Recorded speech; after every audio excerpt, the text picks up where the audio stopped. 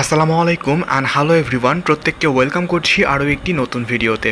আজকের ভিডিওতে আপনাদের সঙ্গে শেয়ার করছি আজকের একদম সিম্পল বাঙালি লাঞ্চ।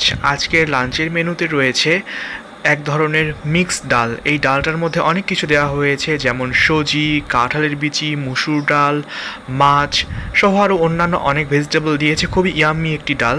আর সেই সাথে এখানে রয়েছে শাক। যে কোনো শাক আমি খেতে ভীষণই পছন্দ করি, তো এটা হলো কলমি শাক। এটাও আমার ভীষণই পছন্দের একটি শাক।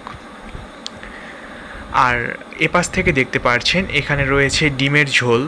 ডিমটা মূলত ঝোল করা হয় আমার ছোট ভাইয়ের জন্য, কারণ সে যে কোনো তরকারিতে যদি ঝোল না করা হয় তাহলে সে খেতে চায় না, সেটা মাছ হোক, মাংস হোক, ডিম হোক, তার জন্য আসলে ঝোলটা করাই লাগে।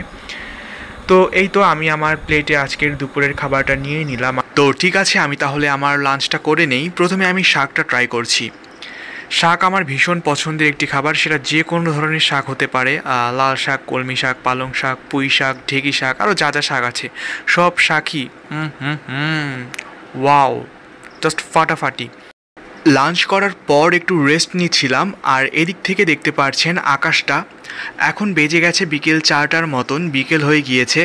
আর বিকেলের নাস্তার জন্য আম্মু বানিয়েছে আজকেও রুটির পাকোড়া।